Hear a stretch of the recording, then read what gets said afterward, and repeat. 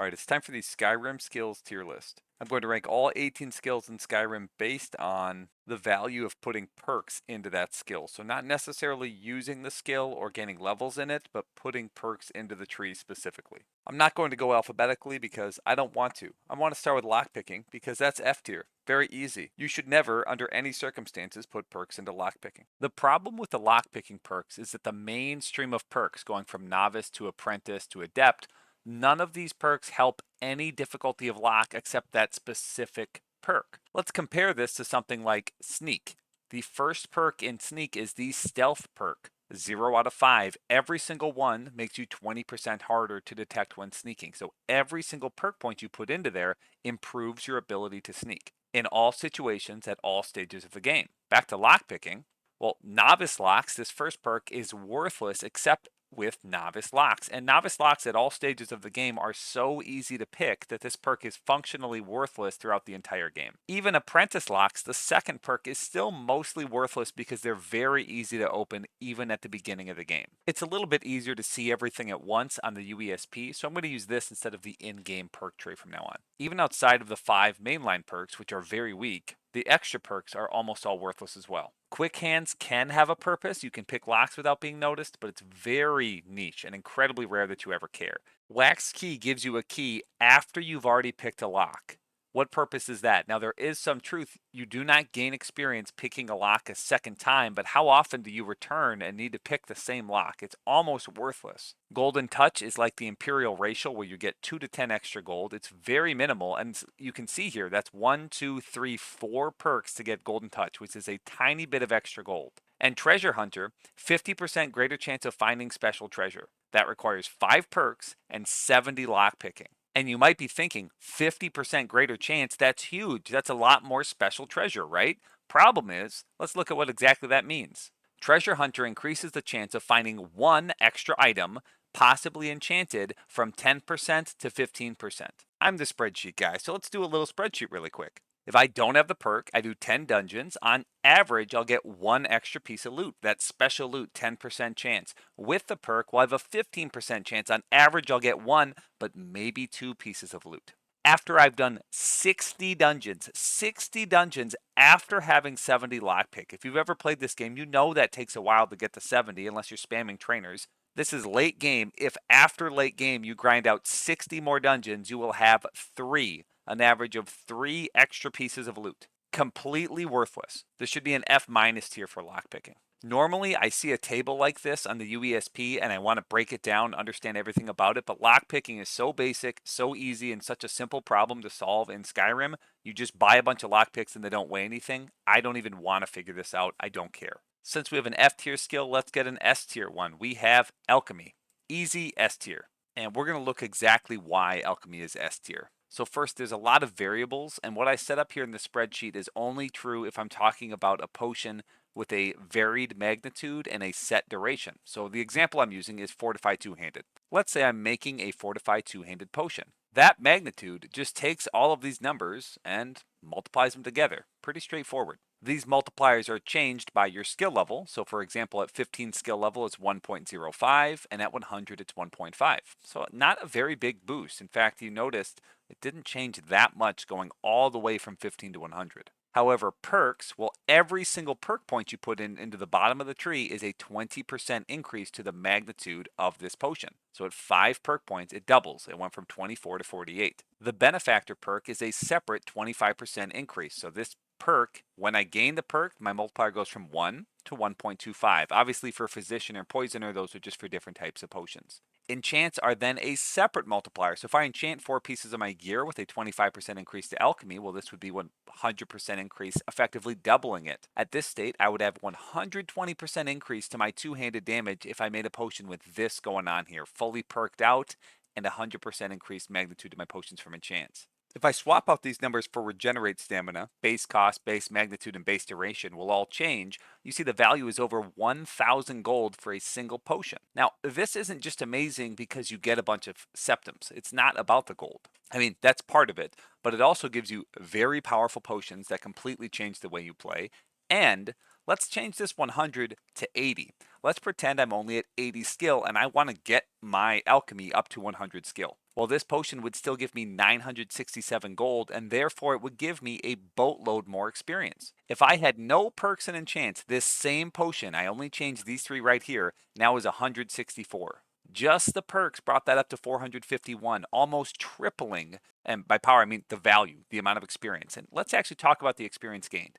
Just those perks are increasing the value of your potions by 2.74 times. And this is because it takes those multipliers and raises them to the power of 1.1. That's just baked into this formula here. With those 100% enchants, that multiplier goes up to 5.87 times. It's almost 6 times the value just from having enchants and perks put into alchemy. So you're gaining way more experience and a ton more gold, and obviously your potions are way more powerful. Let's actually look at the experience gained and required to level up alchemy. There's a lot of numbers here. You can ignore most of them. I'll make this orange. Let's say I'm at 80 skill level. At 80 skill level for alchemy, I need 8,090 experience. The experience gained per potion is 1, that's just the base experience, plus the value of the potion times 0.75. So it's basically 3/4 of the value of the potion. Technically, yeah, you gain 1 to that value, so it offsets it a little bit. And then it multiplies by these XP bonuses. That could be like the Thief Stone, for example. If I have the Thief Stone, it's times 1.2 because it's a 20% increase to my experience. So a potion with 168 value would give me 152 experience, while a potion with 1,000 value would give me 900 experience. And you can see this potions to level up. With really low value, it's going to take 45 potions. With really high value potions, it's only going to take 9. It's a big difference in experience gained per potion. I'll zoom out a bit so you can see this entire table. This is at any skill level, how much experience I need. So if I scroll all the way to the bottom, I'll zoom back in. We need a total experience of 428,000, but we need a total value gained of 571,000. So the value of all your potions cumulatively, yeah, it's hard to say, should be 571,000. This is offset a little bit because of this +1 base XP that's added to every potion, but it's functionally pretty close to these numbers. They'll also be thrown off if you have a Thief Stone. It'll be less, where I didn't factor that in. This is assuming you don't use a Thief Stone, you're not rested, you're not using the Lover's Stone, or you're not sleeping with your wife or whatever. So these numbers would be even lower. Point of all this is to show if you put perks into alchemy, you will gain levels in alchemy way faster, and you gain about limitless gold. If you've ever played Skyrim, you know that alchemy is a source of an absurd amount of gold. You can buy the ingredients from vendors, sell them back to them, and your gold just flies through the roof. It's unlimited. Okay, those skills were fun, but now we're going to move on to archery. I want to talk about all the different ways to deal damage. And archery is going to land in A tier. It's really solid, really powerful. Obviously, if you're not going to be an archer, you shouldn't waste your perks in it. You should pick one method of dealing damage, but archery is arguably the best. The perks themselves are pretty solid. There's the standard 5 points to do double damage. Critical shot is a chance to, well, do crits, which is really nice. You can move faster with your bow drawn. Quick draw is really nice. You don't just draw your bow faster, you knock your arrow faster as well. Power shot makes you stagger more. And the final one, the bullseye, gives you a 15% chance to paralyze them for 10 seconds. It's massive. When talking about archery, how fast you level it up, putting perks into it does not increase the speed you level it up. Neither does smithing. The only thing that matters is the base weapon damage on your bow itself.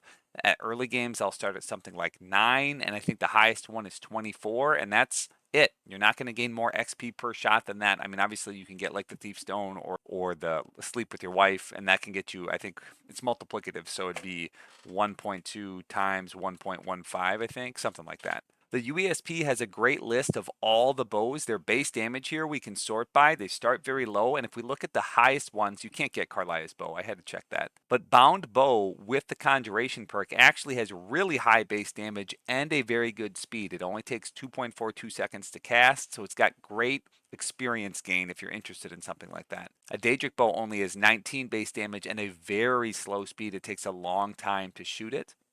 A lot of these ones you see here are Creation Club. I don't really count those. I mean, you guess if you have the Anniversary Edition, you could count like the Madness and Amber Bow. Those might now be in the base game as well. I think those are the Saints and Seducers thing. But they're also very slow. Honestly, doesn't matter whether you have those creations or not. Archery is great. A tier easily. There's a reason the Stealth Archer is a meme in Skyrim. The next we're going to talk about is Destruction, and that is C tier. Mages suck booty cheeks. The only way you're going to do good damage as a mage is if you have those creations from the Anniversary Edition to do good damage. The base spells in vanilla Skyrim just aren't very powerful. I've talked about this before, but functionally, the spell you get at each level, this is kind of the max damage it can do. One fireball will never do more than 60 damage unless you are drinking a Fortified Destruction potion. And those don't stack, so you can drink one.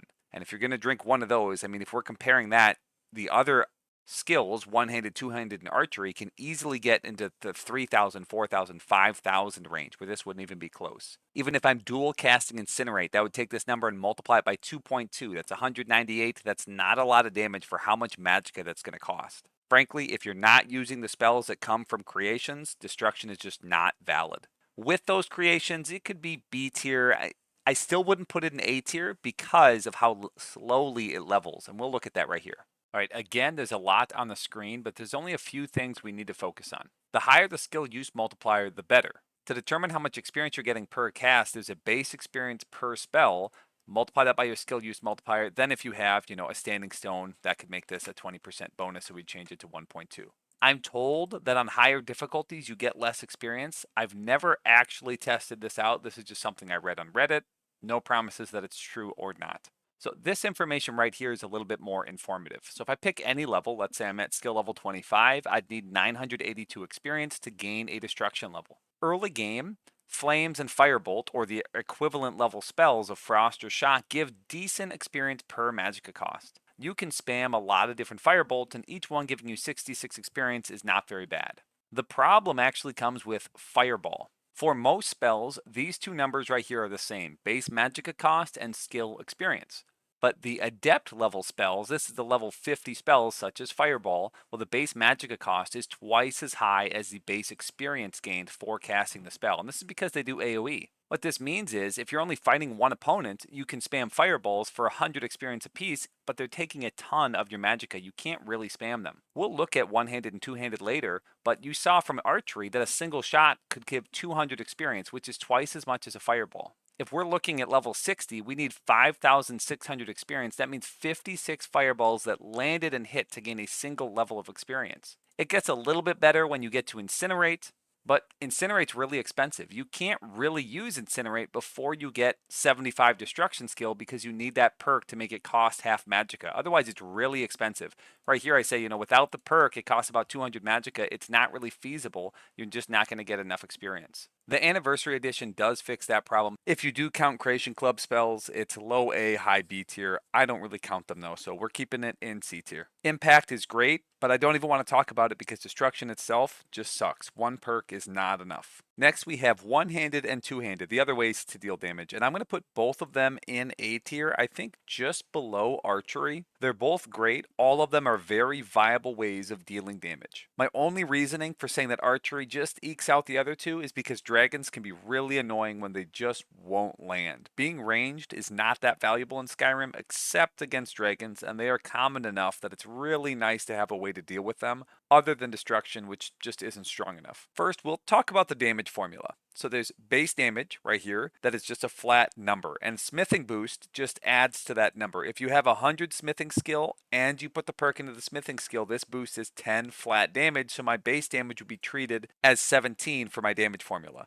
Experience gained would still be based on this 7, but it'd be 17 for my damage formula. Then your skills give you a multiplier, your perks give you a multiplier, your enchants give you a multiplier, whether or not you're using potions gives you a multiplier, power attacks give you a multiplier, and if you have a perk, it doesn't actually change the power attack multiplier, it puts another multiplier on it if you use the power attack perk. I'm talking about Devastating Blow with two-handed, so this is, a standing power attack, not a sideways or backwards or whatever one. In one-handed, it's called Savage Strike. So let's dive a little bit deeper into the damage formula. 7 base damage is an iron sword, just a one-handed sword. A two-handed weapons at the beginning, for example, an iron greatsword is 15 base damage, so it's over double the damage. That gap proportionally shrinks a little bit late game. As you can see, a Daedric Warhammer is 12 more than a Daedric Mace, but that's still a pretty massive boost. That is more than the smithing bonus of plus 10 damage at 100 smithing and perked out. But at all stages of the game, this damage is pretty solid. Even if I'm using an Iron Greatsword, let's say I have 30 skill, and I've put 2 perk points in, because you can do one at 0 skill, and the second one only requires 20 skill. This multiplier goes up by 0.2 for every perk point. I'm already power attacking for 48 damage right at the beginning of the game. As you get higher levels, you'll use a better weapon, but even if I was using, let's say a one-handed Elven Axe, My smithing, I could maybe boost it by 5 damage because it's not super high level. I have 80 skill, so I've got full perks. Even with no enchants and no potion, this is a mid-range weapon. I can power attack for over 100 damage if I have the standing power attack perk. This can happen fairly early game, which remember, this is higher than any destruction spell is ever doing without dual casting. And you can just swing, swing, swing, swing. There's no limit to this. By late game, with no enchants, with a Daedric Warhammer, I'm doing power attacks for over 200 damage, sometimes up to 285. The damage is insane. This is without enchants and without a potion, without Orc Berserk, any of that. The numbers also can scale way higher. Some people with destruction will talk about using 4 enchants. Each one lowers your destruction spell cost by 25%. Well, instead of using 4 enchants on destruction, I could use 4 enchants to do plus 40% weapon damage for two-handed weapons. Those 4 enchants would add up to 160% more damage from just those 4 enchants, giving me a 2.6 multiplier. Now I'm power attacking for 600 damage. I could also have a second set of gear that improves my smithing, easily getting this up to a bonus 18 damage, getting my power attacks to almost 900 if it's a standing power attack. These damage numbers are absolutely obnoxious at this point in the game. And if you want, you can still really push the game to its limits. You can use powerful potions for another big boost to damage, and you could just double all these numbers if you're an orc using Berserk. Not to mention, this smithing boost, with the game really pushed to its limits, can get much, much, much higher, leading you to doing almost infinite damage. It's at this stage of the game that one-handed really overtakes two-handed, because that difference in damage between a Daedric Mace versus a Daedric Warhammer, for example, is just so minimal. But during the majority of the game, that difference is actually pretty substantial. So I do like two-handed just for dealing more damage, but when you have really, really crazy smithing, if you're using enchanted gear to improve your smithing or drinking a potion that boosts your smithing, that's when one-handed overtakes two-handed. The damage ceiling is absurdly high, and even the damage floor, just doing the basic legendary smithing from a grindstone, basic 160% enchants, very baseline game stuff. Using a Daedric Mace, a one-handed weapon, every swing is 200 damage. It doesn't cost anything. The power attacks cost a little bit of stamina. You can easily do 400 to 500 damage over and over and over again, annihilating any enemy in the game. Okay, quick talk about experience gain. The multiplier for your skill use is higher with one-handed, but because one-handed weapons have so much lower base damage, you typically get a lot more experience per swing with two-handed weapons. For example, this is an iron sword versus an iron greatsword. Very early game, I'm getting 44 to 90 damage. With that Daedric Mace, you can see that 44 experience becomes 100. And with a Daedric Warhammer, this becomes 166. This is without any standing stone bonuses, but because you can swing so quickly and just keep hitting enemies over and over and over again, this experience gain is actually way better than destruction, and I think even better than archery, because you're able to do so many attacks. Remember, smithing, perks, potions, all those damage multipliers or damage boosts, none of those increase this experience gain per swing. And in case you forgot, I'll scroll slowly. Here are some of the numbers for each level of experience. For example, at 43, you need 3,000 experience. If I'm getting 100 experience per hit, we can do a pretty simple equation here. It's just this divided by 100.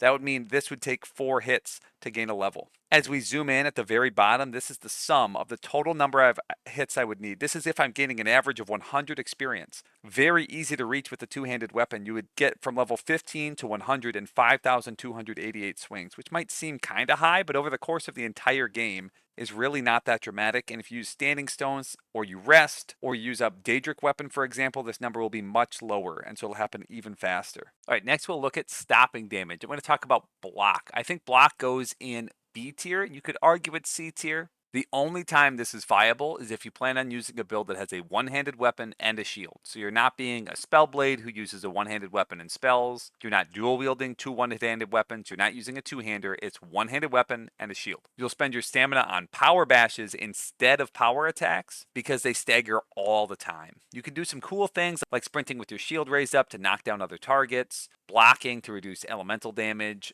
blocking arrows to make them do no damage. The block formula is actually a little strange. You start with a base 45%, and then there's a multiplier that is based on 1/5 of your base shield armor rating. So again, this is not changed by smithing, it's just the base armor rating of your shield. An iron shield, for example, is 20, a dwarven is 26, so we'll say I have a dwarven shield right now. This is then multiplied by a number based on your block skill. At 15, this multiplier is 1.125. At 100 skill, it's 2.5. This number, 13, this is added on, so just additive percentage. So we took these two numbers, 1/5 of my shield rating and then this number for my block skill, multiplied them together, and then added that to my base block. So 45% plus 13%. That gives me 58% chance to block. And then the perks, every single perk increases your block chance by 10%. So at 5 perks, we get up to a 50% increase. The block cap is 85%. So unlike the Oblivion remaster, it can never get to 100% damage stop. It's 85%, but this works on top of your armor rating. So if your armor rating is 85% damage reduction, and you block for 85% damage reduction, you're taking very little damage. In fact, that should be a 97% damage reduction in total. This cap is very hard to reach. If you are blocking a power attack, it's reduced by 1/3, so I'd only have a 57% damage reduction with my block. And so even with max shield rating, something like 34, and those full perks, I'm still not quite getting to the block cap with power attacks, but I could drink a potion or use some enchants and still get there, because those will just be flat multipliers. If you are using a weapon, for example, if I'm blocking with the two-handed weapon, well then this base amount is 30%, and this base shield attack rating, instead it's your enemy base weapon damage. If they're a creature, like a dragon,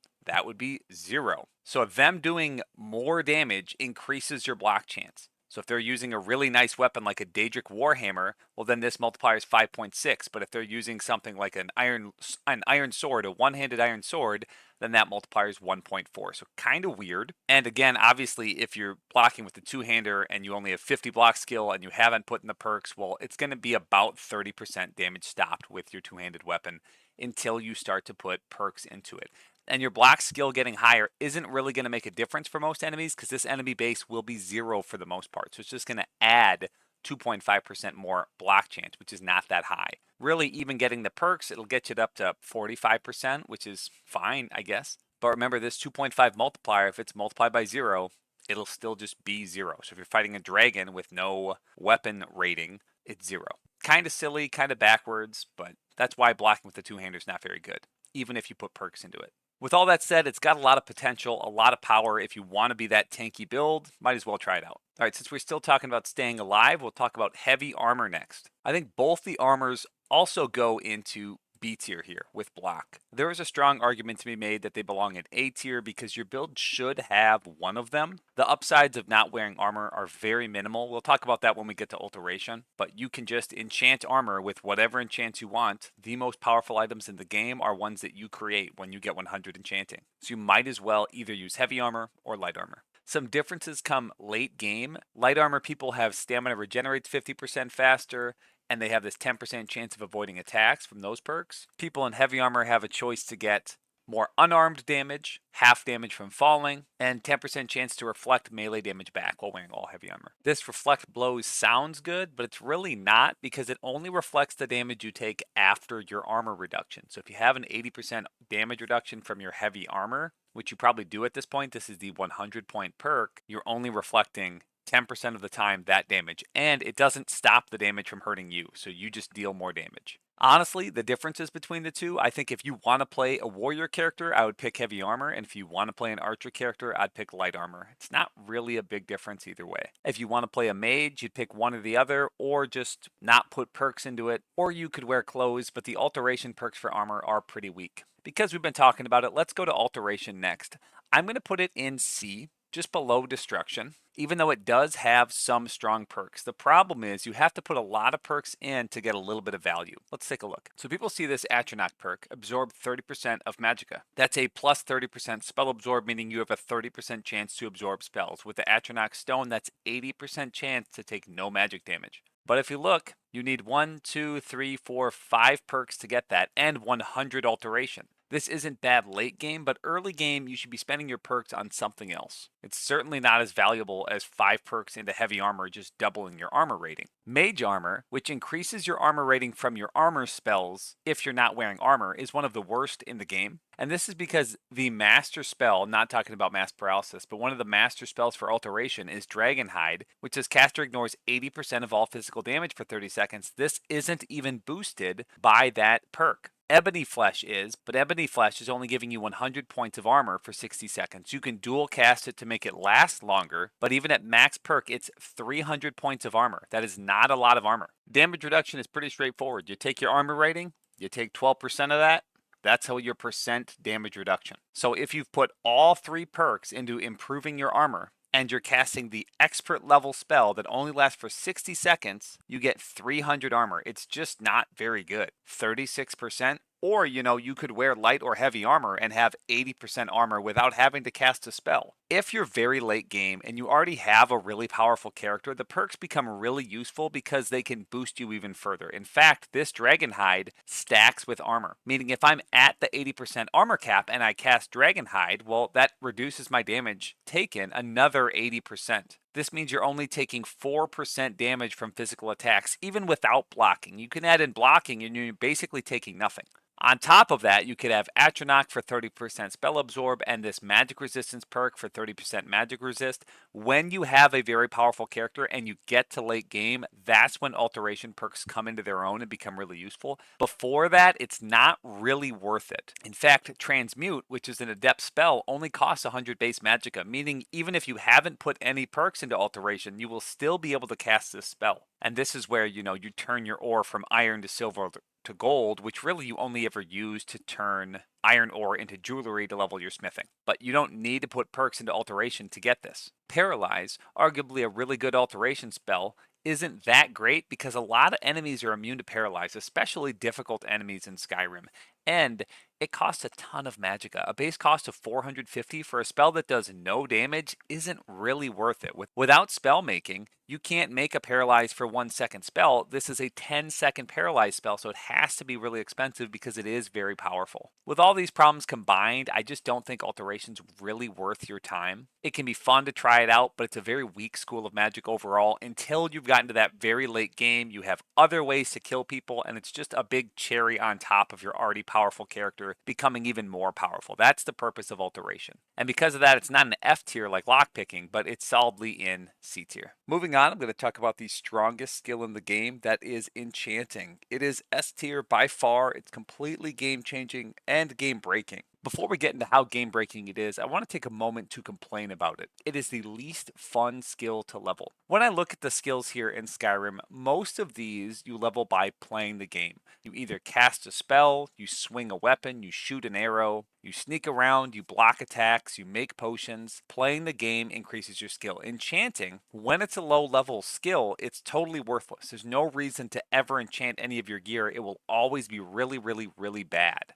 The act of actually gaining skill in enchanting is just playing around in menus. It's just disenchanting things and then playing around in menus to enchant things that you intend to sell. You never intend to use any of this over and over and over and over again. It's the worst experience in Skyrim, probably out of all. Especially the cherry on top is that going through this boring crap, going through the process of leveling enchanting completely changes any build. It over doubles your damage, it over doubles your survivability. It completely defines all builds in Skyrim. It is the most powerful skill by a large margin. Nothing actually really competes with it. Let's go to a spreadsheet to show you exactly what I'm talking about. So every spell effect has a base magnitude. Let's say we're talking Fortify Archery. That has a base magnitude of 13. With a common soul gem, 15 skill, and no perks, you could enchant something to give you plus 4% Fortify Archery. The lowest level item you're going to find is plus 15%, which with a grand soul gem, 30 skill, and 1 perk into it, it's equivalent to a level 1 item. So at that point, whatever you have disenchanted to get this effect has to be better than this. The process of leveling it up gives you very, very weak equipment. But now let's see what happens when I increase this skill to 100, this perk to 5, I put a perk here. I don't even need to use the potion or anything crazy, and it goes up to 40%. Now this is equivalent to the single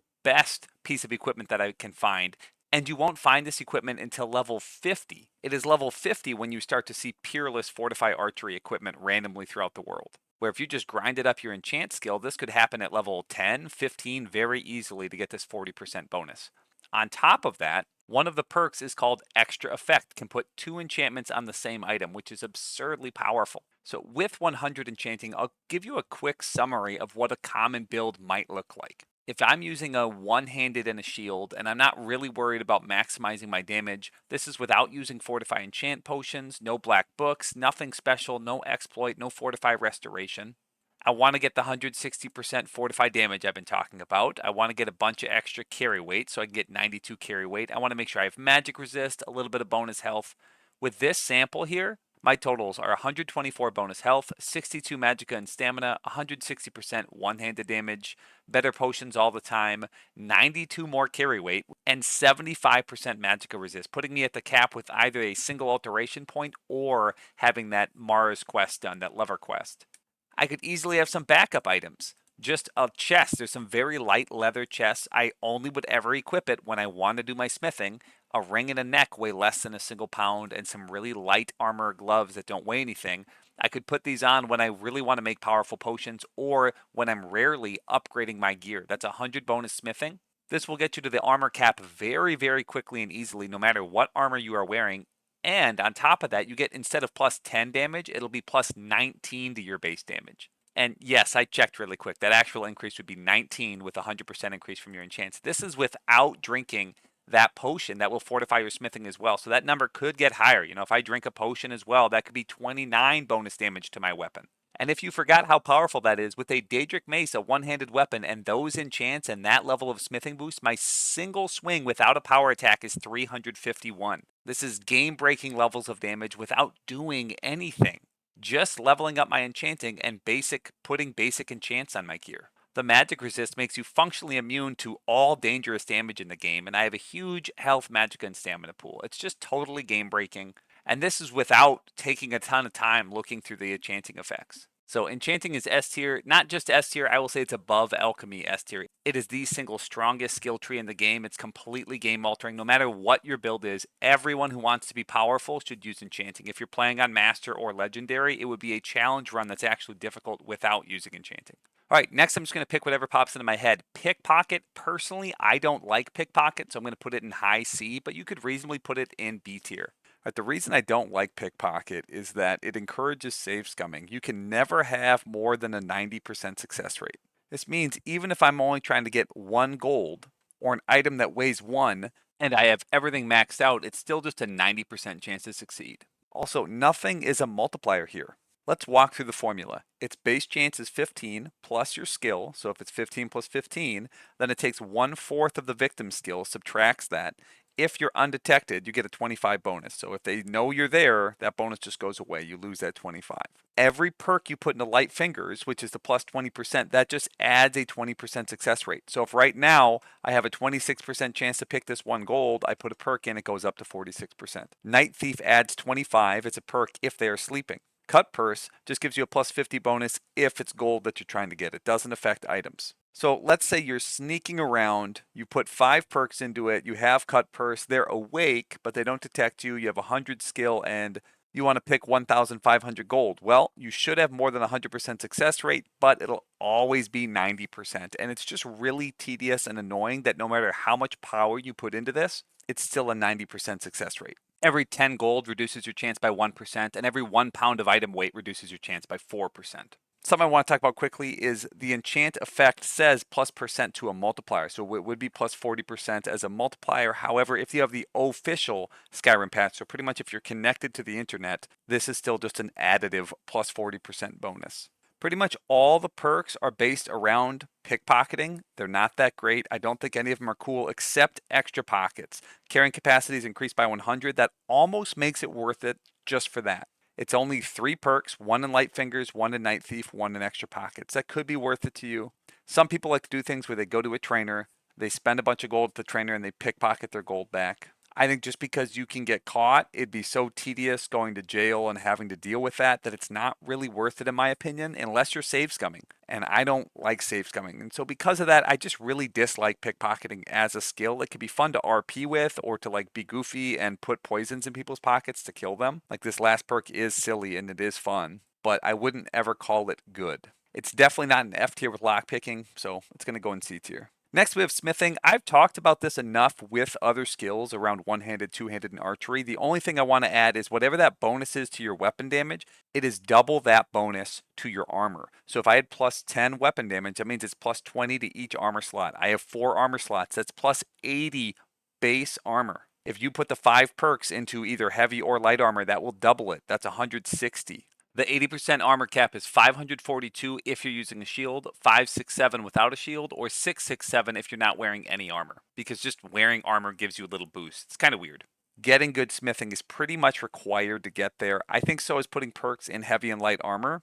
And the more I think about it, honestly, you probably should put heavy or light armor, one of them. So I think just because of that, it goes in A tier. You really should be putting perks in one of them pretty much any playthrough, unless you're going pure mage. And going pure mage is basically a challenge run in Skyrim. So you're just being goofy doing that. You can even go pure mage wearing armor. It's still worth it. It's just an RP thing for you to avoid these. Putting perks into smithing also helps you get to dwarven faster, which is the best way to level smithing by just like melting down dwarven stuff and making a bunch of dwarven bows. So it's really worth it to put some perks into it, and then it becomes really powerful and useful late game. All right, next, sneak. I'm going to put sneak in high B tier. Sneak is good, but let's look at the perks.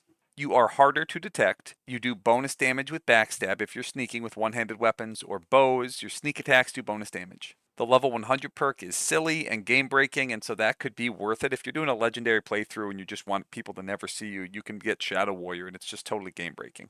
You'd think, shouldn't this make it A tier? But honestly, if you want to see, just watch my outro. I'm going to show you some game footage of just a character who doesn't sneak and just kills everybody. If you're really putting everything into a character, you don't want to have to rely on them not detecting you. You could simply not ever sneak, one-shot everything, and be immune to all damage without putting any perks into sneak. The only time I would ever really worry about all this is if you RP and you like sneaking, if you enjoy the way the game plays while you're sneaking around, or if you're playing on legendary difficulty and maybe you're not doing a run where you just stay in town and do the smithing, enchanting, alchemy loop. All those are valid, but because they're not really exactly what I'm talking about, sneak is not S tier.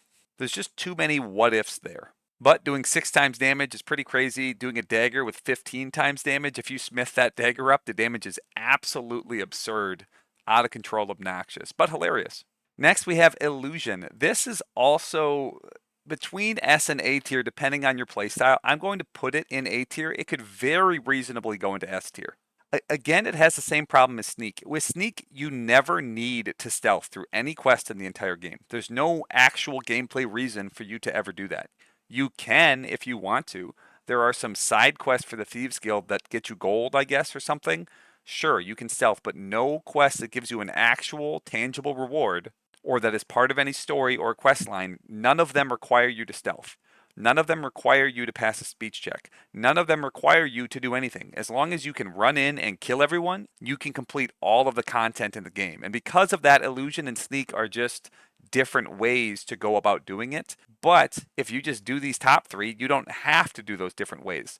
At this point, we're really just talking about your sense of enjoyment. Do you enjoy calming people down or sending them into a frenzy or controlling them and sneaking around them and going invisible? Then you enjoy illusion and sneak. You have really cool spells like Call to Arms, which boost your followers. Harmony, Hysteria, Mayhem, all of these spells are really cool. Make everyone fight, make everyone run away, make everyone stop fighting. You can functionally make people do whatever you want with illusion spells. And they really are game breaking. Don't forget invisibility too, that's a really useful one. It does require you to be really good to dual cast these spells because it doubles the spell levels. If you notice down there, they were only level 25. Even with Kindred Mage and stuff, you can get up to like level 43-ish. But there's lots of enemies higher level than that, so you have to make sure you're dual casting them, and they're very expensive. So you have to maybe even wear a couple things that reduce the cost. Dual casting something with a base cost of 1,000 costs over 800 magicka. I mean, this is with 100 skill using the perk, but you're dual casting because they're high level enemies. It costs a lot of magicka to be able to do that. Obviously, you can use a couple enchants to make the cost lower, or you could have a high magicka pool. You could use potions. There's ways to get around it. But it's not as simple as just putting perks into illusion. And at that point, you're doing a lot just to be able to control people. If I'm doing that much, I want to just kill everyone. That's why it's not S tier for me. It's still great. It's still incredibly powerful, so it's A tier. All right, next we got Conjuration. Just like in Oblivion, your summons are not affected by difficulty. It also has a ton of different perks. So if you are going mage, make sure you're ready to spend a lot of perks if you're doing this one. This Mystic Binding perk is really good. It makes your bound weapons do a lot more damage, and it actually increases the base damage of your bound weapon. So if you're using bound bow, for example, it's the best experience per second of any weapon if you put that perk into Mystic Binding. So that can be kind of nice. But by late game, you're going to want a really well smithed and enchanted weapon, so that really falls off in value by late game. And in my opinion, it's about the same with the other perks as well. Getting elemental potency and getting 2 summons is pretty good, but they're never really crazy powerful. And I'm always annoyed about friendly fire. It's just kind of frustrating. If you don't go to Solstheim and get that black book where you can't damage your allies, I really don't enjoy Conjuration. They always get in my way. They always body block me. I always accidentally attack them. It's a very frequent thing for me. So this could just be my own experience. But my experience with Conjuration is pretty much always bad in every single Elder Scrolls game. So because I like the bound weapons and it's not weak, it's actually pretty powerful, I'm going to put it in B, but I don't like it. So take that with a big grain of salt, like a really big grain of salt. It could very arguably be higher. Next, I'll talk about Restoration. If you are not running the unofficial patch, you plan to become a vampire and get the Necromage perk, this is S tier, probably even above everything, even maybe Enchanting, arguably, because Necromage as an undead adds 25% to all magic effects. That includes any perk. So if I put Archery and I get the perk that does plus 20% damage, it adds 25% to that. If I get an enchantment that adds plus 40% damage, it adds 25% to that. For each of my enchantments, everything is 25% stronger. Every magic effect on you. And not just on you, also on your equipment. It's stupid powerful and broken. If you run the unofficial patch, that doesn't work.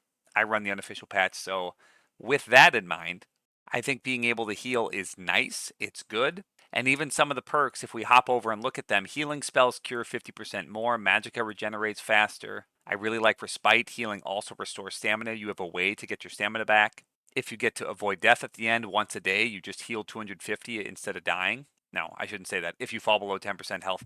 Honestly, because of executions, this like never saves me, which kind of sucks. But conceptually, it's really cool. Overall, I don't think 50% magical regeneration is that good because if you're a mage, you'll just have more magical regeneration from some of your enchanted equipment. So plus 50% is not that great. It's not multiplicative, it's just additive. It's still not bad. It's a nice little perk. I think it's a good idea to get Novice, Regeneration, Respite, and Recovery. It's not a ton of perks. Those are all really close to the beginning, and they give you just little boosts if you're not running a mage build. So it's kind of nice there. With all that said, I would put that in B tier, probably above Conjuration, but below Block. It's not going to be game changing. It's not a terrible idea to put a couple perks into it, but if you have a better place to spend them, I'd do that first. All right, last we have speech. And the most important part about speech is getting gold, not so much intimidating or persuading. You really never have to do that in Skyrim, and it doesn't ever really give you that nice of a reward. At most, you get to skip a small quest, but I don't think that any of those are even close to worth an entire perk point, just to give you a better chance at that. So those perks here, let's look. These perks to make intimidation or persuasion more likely, I think are F tier, absolutely worthless. I would never pick those. Even can bribe guards to ignore crimes. That one has some purpose at least. Fence is great. Master Trader, amazing. Investor, amazing. Merchant, amazing. Being able to sell potions to anyone, you can get so much absurd amounts of gold. And, if you look at the tree here, intimidation and persuasion, you just never pick those for any reason. You can get bribery if you want, but this other side is the good perks, the left side. All right, I took a bit of time to figure out exactly how speech works. It's not that important. Honestly, if you're thinking about the perks, the only perk that matters there is Merchant. Being able to sell potions to anybody is just its unlimited gold in such an easy way, especially if you're putting perks in Alchemy. But I do want to show exactly what the skill does. If I'm at 15 skill, this price factor is 3.105. Your sell price is divided by that number, by 3.105. Your purchase price is multiplied by that number. So I have this item right here. Let's say it's worth 1,000 gold and I want to sell it. Well, that gold, 1,000 divided by 3.105 is 322 gold. That's how much gold I'm going to get. To buy that same item, it would be 1,000 times that. So pretty easy. 3,100, 500 gold. So it's almost 10 times difference here, the difference between buying and selling items. Getting to 100 speech, it changes that number to 2. It's still a reciprocal. So you're dividing the value by 2 for your sell price and multiplying it by 2 for your buy price. These numbers, 0.5 and 2, well, they are changed by your perks as well. The first perk point of Allure is a 10% bonus. After that, every perk is a 5% bonus. So at 5 perks, it's a 30% bonus. The buying multiplier is always the reciprocal of that. Well, actually, it's the reciprocal of that rounded to the nearest hundredths place. Without that, my numbers actually didn't quite line up perfectly. Allure is if you're selling to the opposite sex, you get a 10% bonus. Notice that these numbers here, my sell price and my buy price, they're both changing. I'm getting more gold from the items I sell, and I'm spending less gold for the items that I buy. You can use potions and enchants to improve that even further. Oops, my buy price wasn't right. Oh, whatever. Doesn't matter. You can use potions and enchants to improve that even further. But your sell price will never get past 1,000, and your buy price, it caps at 1,005, even if you really dump in all the potions and enchants. So with that said, haggling didn't make a massive difference. Neither did allure. It's not really worth it. High skill does make a pretty big difference, which is kind of flipped from other skills. And more importantly, that perk merchant, that's the one that really matters because you can just sell all your potions. Because of that, unlimited gold, what is that worth to you? That's the real question here. Is that a B tier thing? Do you not care about gold at all? Is it F tier? Is it S tier because you love gold so much? I'm going to put it in high B tier. I think that's really useful and valuable. You'll get a lot of trainings out of that. You can buy your home. It just makes the game a lot easier and more convenient, but ultimately there's zero player power there outside of training. Is that worth it? I don't know. I think in higher difficulties, it's A tier. On lower difficulties, it moves down. So we'll leave it at high B tier. All right, and that's the end of the tier list. So for the end of the video, the outro, I'm just going to show some background footage of me playing on legendary difficulty just to highlight how powerful smithing, alchemy, and enchanting are. This is really without looping, just some basic. I enchanted my gear, I smithed my gear, and then I drank a couple potions to fortify my damage and get some resistances.